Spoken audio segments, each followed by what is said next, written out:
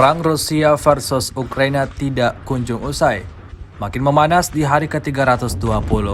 Presiden Ukraina Volodymyr Zelensky menekankan bahwa upaya yang dilakukan Rusia untuk memanipulasi diplomasi dan politik tidak akan berhasil. Sebuah rekaman ramai beredar di media sosial Telegram pada Senin 9 Januari 2023. Aksi saling serang kembali terjadi.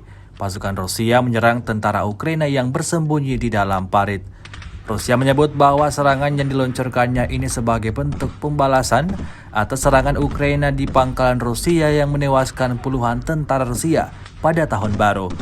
Tak terima atas tudingan tersebut, tentara Ukraina juga langsung meluncurkan serangan balasan dari dalam Parit, menembaki posisi pasukan Rusia dari lubang persembunyiannya. Aksi baku tembak pun tak terhindarkan.